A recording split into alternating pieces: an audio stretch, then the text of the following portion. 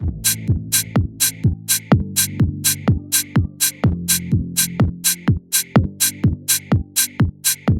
everyone, how's it going? Jason Pacheco here, Millennial Real Talk Podcast with John and Matt, episode 13.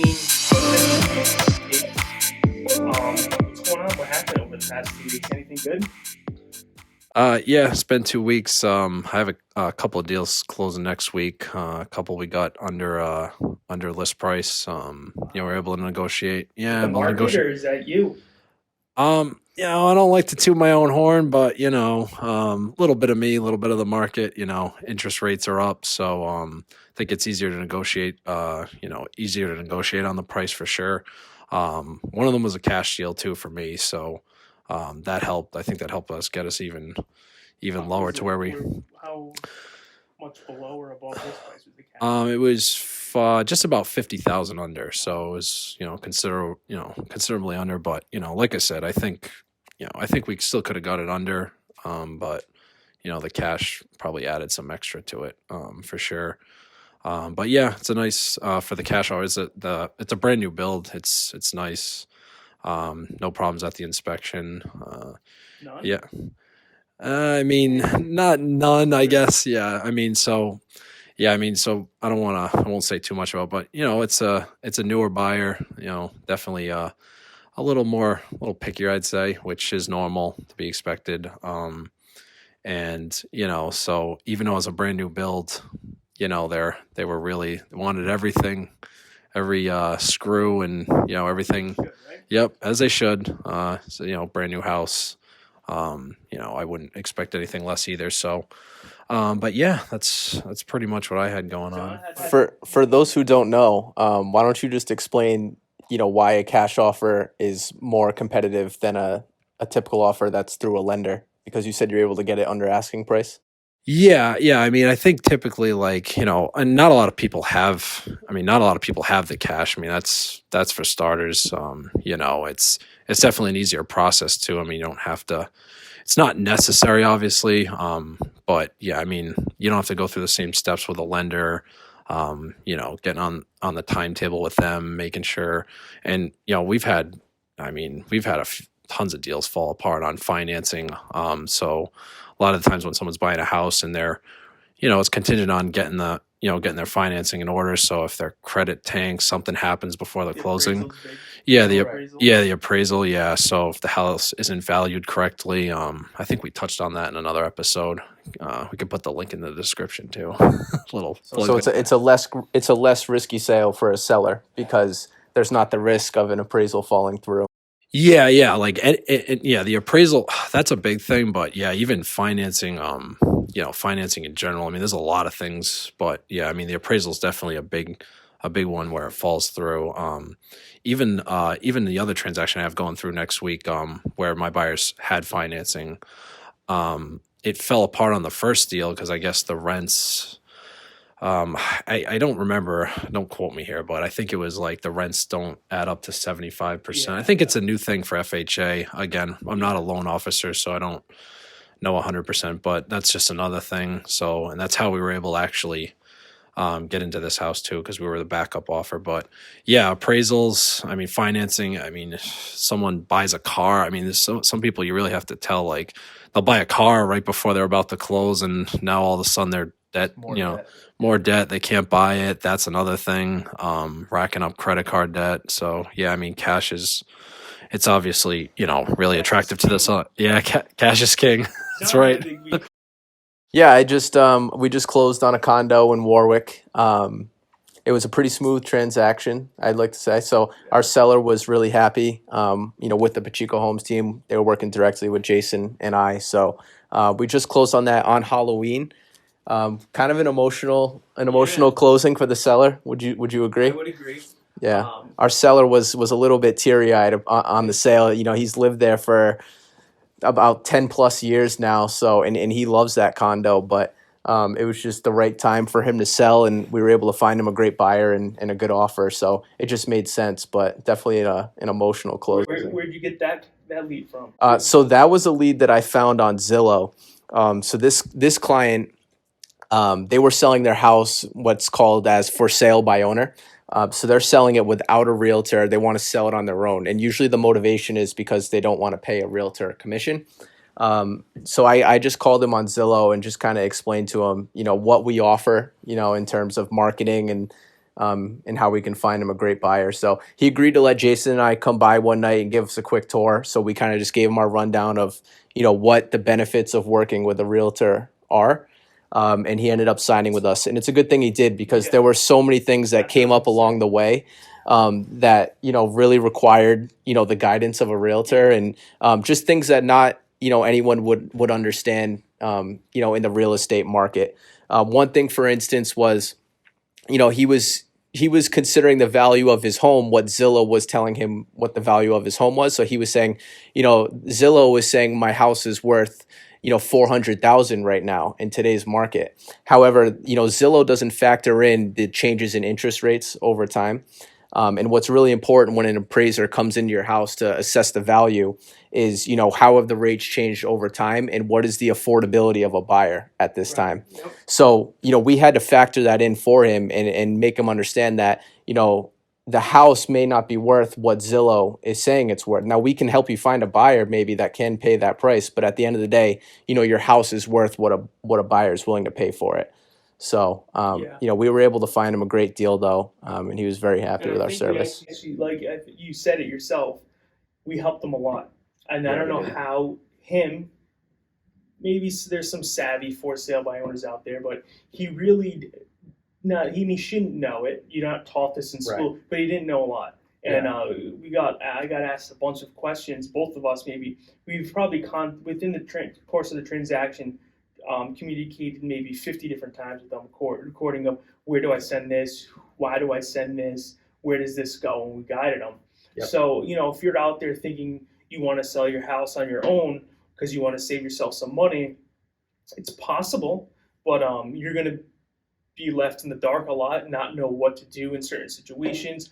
You could accept an offer that looks solid on paper, but you don't know behind the scenes. For example, this is a condo deal we had. He could have accepted a great offer, FHA offer, 3.5% down, whatever, accepted it. The appraisal would have came and said, this condo is not even approved for an FHA loan. And then when it went back to the market, after four weeks off the market, and he would have lost a month. Yeah. So there's different things that a realtor can do. And another example too is we received one offer on the condo where they were offering 400,000, where on paper that seems like a great offer. However, there were terms involved in that offer where they wanted a $10,000 seller credit. Yeah. So our seller was under the impression that that credit was just going to be used for whatever in the purchase or just taking away money, and it was some sneaky way of trying to offer for the house. But we were able to kind of help him understand that a lot of buyers can use that seller credit to help them afford the house. So that particular buyer was looking to use a $10,000 seller credit so that way they could buy some discount points to kind of knock off a little bit off their rate and make their monthly payment a little bit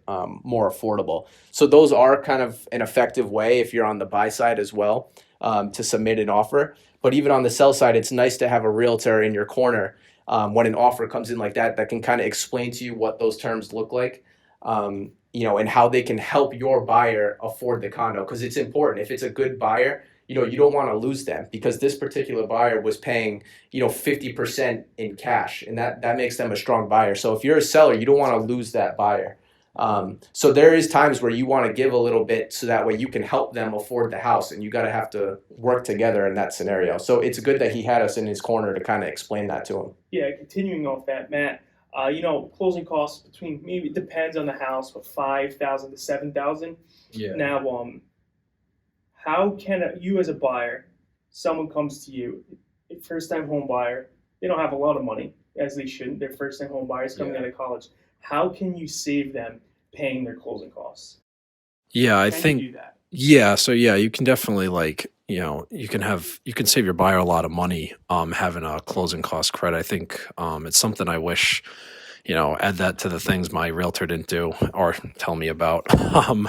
But yeah, I mean, basically, a closing cost credit, if it's, let's say you can get a $5,000 closing cost credit from your loan officer, that you're either going to have to pay that or the seller can pay that. So even if you, let's say, for example, if you have to offer 400,000 on a house, but you offer 405, and then the seller will they'll cut you a check at closing for 5, so you don't have to pay that. So maybe you'll pay an extra 5 for the house, which is, I mean, I don't even, it's very minimal onto the monthly payment versus having to come out of pocket another 5,000 on top of your maybe 3.5% down. So now, it's much more difficult, I think, to have to come up with that cash. If you have it, great, but I think a closing cost credit is huge. I mean, $5,000 when you're just starting out. I mean, we all know we've bought. I mean, it's that 5,000 goes a long way once you move in. You got to buy furniture, all kinds of stuff. So, I would say a closing cost credit is pretty crucial. Yeah, help and save money. And coming off a real estate topic just a little, but kind of staying in track with it. You have a girlfriend. We're all in relationships with families juggling that with real estate. And I know when I started, it was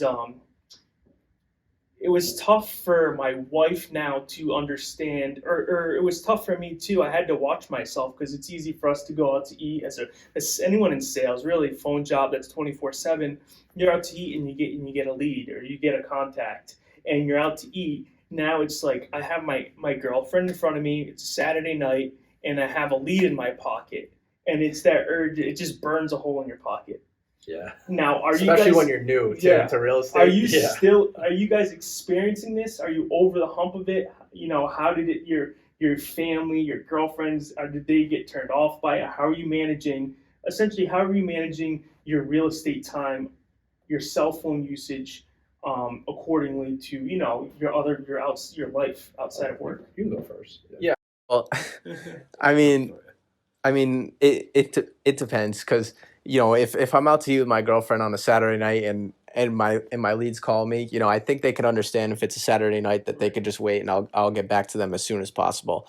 You try to give the best customer service you can, to all your clients that you work with. And usually, they're pretty understandable too. As long as you're, on a day-to-day basis, you're consistent with your follow-ups, you're always there for showings, you're there answering any questions at any time. If they understand that, hey, I'm out to dinner right now, I can get back to you later or tomorrow morning. Most people are pretty understandable and they respect that from you. So. Yeah, that's a good mindset to have. It took me a while to get there. Yeah. It could be anything. It could be you're at Thanksgiving coming up. 2 weeks from today's Thanksgiving. And if I'm at a table, before, when I was less experienced, didn't have the confidence, didn't know any better, I would need to answer that message within an hour, unless I'm asleep is something I can do. Right.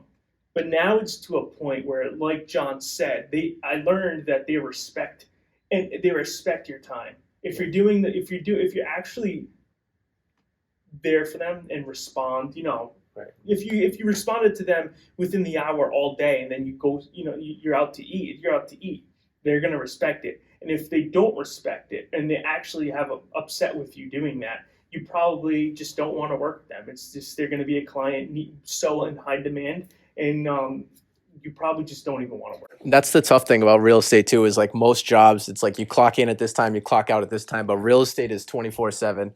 So you never know when someone's going to call you and they're going to want to set up a showing for the next day. Texting back anytime. Yeah. Matt will be out to dinner and he'll pull out the phone. He'll keep you on the line for he'll keep you on the line for 2 hours. He doesn't care. Yeah, I mean, I'll usually do something like that too. I mean, I'll definitely if I'm out to dinner, I'm probably not gonna pick it up, but I might, I'll definitely send a text just send me the info. What are you looking at? You know what I mean? Or at least just like a courtesy text, like, hey, I'm out to dinner right now. I'll get back to you. People are gonna understand. Tip for some real estate agents out there. I actually have on your phone, the setting where you can say you're driving. It's like the focus. I have an automated message that says, hi, I'm in an appointment. I'll get back to you as soon as I can. And so if I'm doing anything that I just cannot get to my phone, I'll go on away mode. And then anytime someone texts me, it's an automated message. Oh, so they get the thing. Yeah. But I'm going to touch on something else here that I heard today that I know we've talked about it a few times. Matt's really starting to get into Brazilian Jiu-Jitsu. Okay? I was listening to someone talk today on a podcast, and he was saying that he was asked in a street fight, what is something that what would help me in a street fight? In his response was, it's not Brazil. He said Brazilian jiu-jitsu. Everyone loves it, but it does squat in a street fight. Yeah, and do you agree with that? Yeah, I actually do agree with that. I know who said that too. Who? Yeah, who did? Matt's idol. Yeah. I'm out of the loop here on this one. But yeah, no, I definitely think. You heard that? Yeah. Who said that? Tate. Yeah, no, I actually agree with that. I mean, I don't know, John. You agree with a lot of things he says, but I yeah, I mean, kind of do you. Nothing wrong with that, but yeah, no, I really do. I mean, it's a lot of ground game, and I think a lot of people that do jiu-jitsu don't really have like any type of stand up. Not to get too much into it, but I mean, how do you get someone? It's all on the ground, most of it, and a lot of guys don't know how to do stand up. So you got to take the guy to the ground. How do you do that? I don't know. So I don't. Yeah, I would agree with that. All right, just wanted to touch on that. Jay, bring it up a little bit. Matt, that's right. Jay. So let's chat about how your negotiating skills have been better, huh? You're telling me that I stink at negotiating. You told me that. That did happen. This guy. What's going on? I know you had a huge one. So one of the deals I'm closing on next week. I think so. Originally, when we had placed the offer, it got declined. So it was pretty well over asking. It was a strong offer. A couple months later, I think this was back in probably July or August. So we put the offer in, it got declined, and then I think it was around October, that deal had fell through, and my client still really wanted the house. So they reached out to us, and the listing agent. So this is a big thing, I think, in negotiating. Like, I think it's really important to listen to what the other agent is saying too, because the first thing he said when he called me, was all upset about how the deal fell through. He told me why, and he made some points about how the seller really needed to sell it. He needed to be rid of it by December. So I had that in the back of my mind. So anyways, we went under contract. My clients loved the house. We got to the inspection, and there were some things wrong with it. Obviously, as in a lot of home inspections, there's a lot of things that go wrong. We came in and we asked for a pretty strong price reduction. I would say it's probably more. Yeah, it was a big one. Probably, honestly, and I'll be honest, the inspection, the house was in pretty good shape too. It was probably the best, probably the top 2 inspections I've seen, other than the brand new build that I'm closing on to next week. So. It wasn't even a bad inspection, but again, there's just a lot of things that added up that he said that I felt like we could really come in strong. And I told my buyers that, and they just were like, yeah, go for it. So at first, when we put the price reduction in front of him, he called me like it's $20,000. And honestly, the stuff was not. It was more. It was like it started out so high. So I think we actually started more at like it was like 35.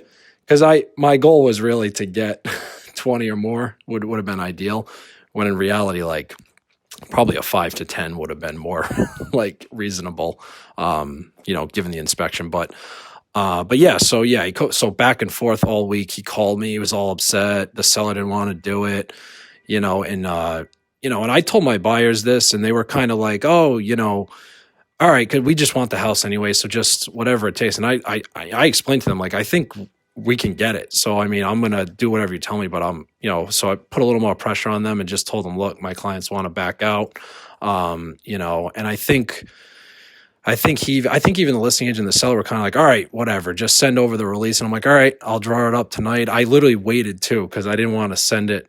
I wasn't even going to have that. I had them sign it, just get it ready.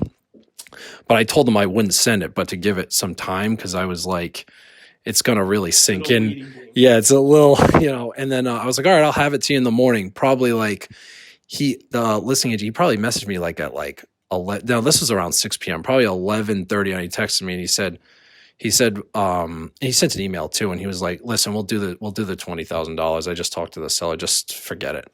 And, I think it's just about really like, you don't want to. I think it's about some strong negotiating skills, but kind of listening to what the other agent is saying. Like, he probably gave away a lot when he said like, my seller needs to have this sold, by December 1st. And it's like, I don't think that's something you should tell. Like, if I'm a listing agent, I'm not gonna, and this is a guy that's been, yeah, I know, this guy that's been around a while too. So I don't, obviously I'm not going to say names, but it's, I think it's important to pay attention to those things. And then, because if he goes and puts it back on the market, if he even gets the same offer, it's going to be January at least till he gets that thing closed. And it was, he kept stressing that. So I think it's just important to listen and then just be willing to really press them for it, and I think starting higher too is important, because usually it makes them feel like, $20,000, they wanted 35, but all right, I guess we settled on 20, when really 20 to 25 is probably where we're realistically,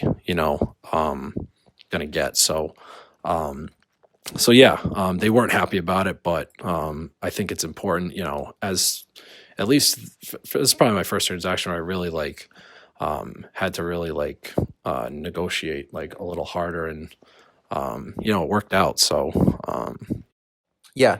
So to build off that in terms of negotiating, I think when you're on the buyer side and when you have a buyer's agent, there's a lot they can do to help you get an understanding of what the house will sell for, because you don't want to offer too much. While you want to win the house, if it's a house you really want, you don't want to offer too much, right? So there's a few tips and a few things you can do to get an understanding of how many offers are on the table. Because if there's no offers, you have a better chance of getting the house under asking. And if you know there's a lot of offers on the table, then you need to be aggressive. So just a few things you can do is, one, pay attention to the days on market. So if the house has been on the market for 30 plus days, that tells you that the seller hasn't gotten an offer that they're happy with yet, which is usually list price, because that is the price that the seller will agree on with their agent, that they're comfortable selling the house for. So pay attention to the days on market. If you go to an open house, pay attention to how many people are at the open house. The agent will have a sign-in sheet there. You should go with your agent so that way they can, build rapport with the seller's agent, ask any questions about the house you might not be comfortable asking, and they might know what questions to ask as well. That'll be in your best interest. But it's important to know how many people will be at the open house, because it tells you how many people are interested. Another thing that you can do is get a feel for deadlines on offers. So if there's no deadline on offers, now that doesn't mean that there's not other people interested in the house, but it just means that, the seller's agent doesn't want to pressure you too much because they don't want to lose you as a buyer. So that's just another thing you can pay attention to. And finally, you can lean on your buyer's agent to run comparable market analysis on the property. So what they can do is similar to what an appraiser will do, and they'll take a look at, some other homes in the area within half a mile radius that sold within the past couple of months. Get an understanding of what those houses look like in comparison to the house you're looking to buy. And they'll kind of give you an estimate of, the house's market value. So what it could be worth in today's market. And they'll give you a recommendation on a price that, you should offer on this home that isn't too much, that isn't too little. If you get the sense that there's a lot of other parties interested in the house, there's other things you can use to protect yourself as a buyer, such as an escalation clause. So if you're not comfortable offering listing price right away, but you feel like the house could sell for that price and you really want it, there's something you can use, such as an escalation clause. So say the house is listed for $250,000 and you're comfortable, you're pre-approved for $300,000, but you're comfortable paying $250,000 for the house. You could offer $240,000 for that property, and you can use an escalation clause that'll take you up to $10,000. Now that doesn't lock you in, but what it does is if there's other offers on the table, that escalation clause will kick in only when there's another offer, and it'll just outbid them to the point where you can set a cap at $250,000, and you can make sure that you get the house up to a point that you're comfortable with. So it's something that protects you. And like I said, the escalation clause does not kick in unless the seller side can prove that there's another offer on the table. Right. So if there isn't another offer on the table and your offer is the best one at $240,000, you're going to get the property for $240,000. So that's something you can rely on your buyer's agent for, and you can use to kind of get the house at a good price. Now, John, does it cost anything to place an offer on a house? It costs you nothing to place an offer on the house. So that's why you shouldn't be scared to place an offer. The worst thing that could happen if you place an offer on a house is it gets accepted. You still have a 10-day right to inspection after your offer gets accepted. So you're not locked into that contract if the seller accepts your offer.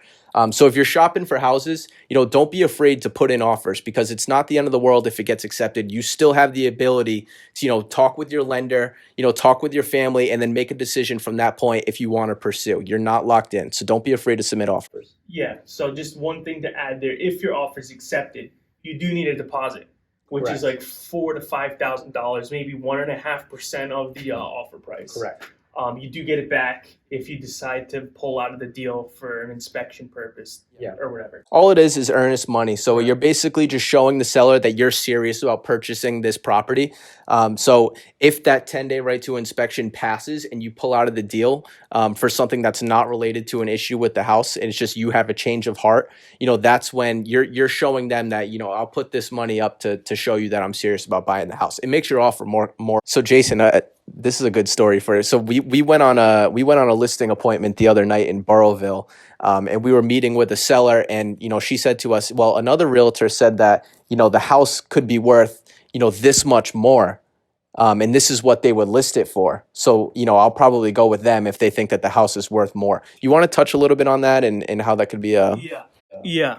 So common question when a seller interviews other realtors, and typically, so if you're a seller, want to sell your house, you're going to meet with a few different realtors to and now personally, to give advice to the sellers out there, meet with the realtors to just see who you feel comfortable with around, to see what relationship, what personalities mesh well with yours. Who do you really trust?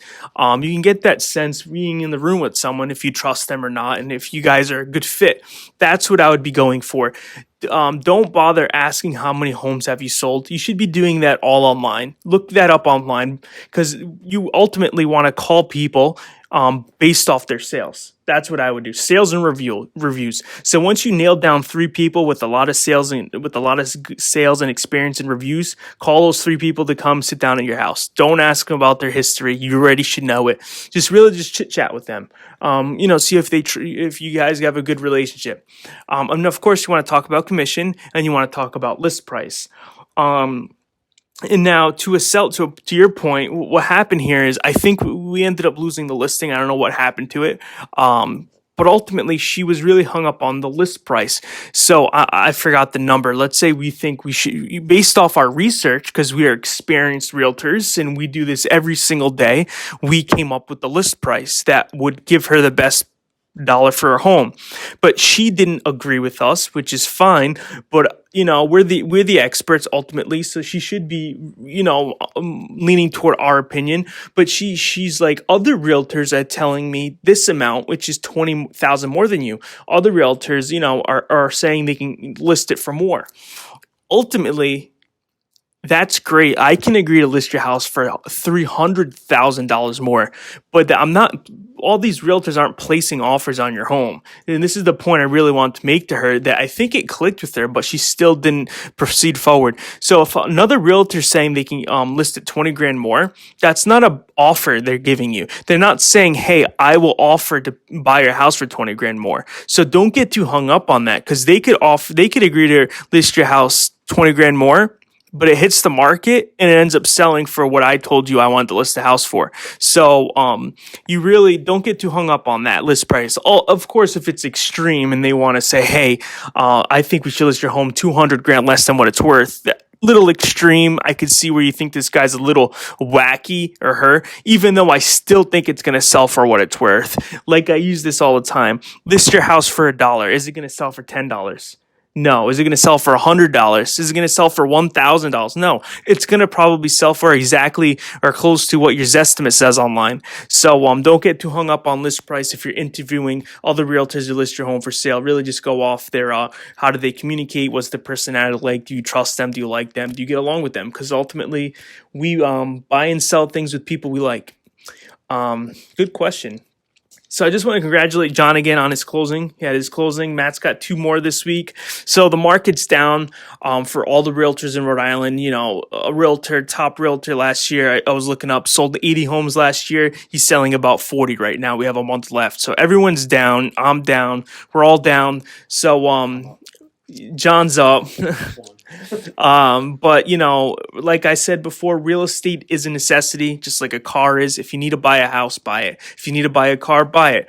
If you want to just invest in it, well, you know, if you find a good deal, buy it. If you find an off-market deal, buy it. Don't let the interest rates stop you. The only place I really see interest rates really affecting someone is if you're buying at the top of your budget and it's new construction. Because just like a new car, just like new construction, you buy something new, take it off the lot, it's already worth 50 grand less. So I think that's where you'll really get hurt. But if you don't max out your budget, you find a home that needs some work and you do some sweat equity, I think you'll make out. A loan officer will tell you that you can always refinance in 2 to 3 years down the road. You marry the house, you date the rate. Here we go. He's a walking meme. All right, guys, thanks for watching. This is episode 13. Next week we got one more. Then it's Thanksgiving. Not sure we'll make it then. I know Matt would though. Matt. If you want to.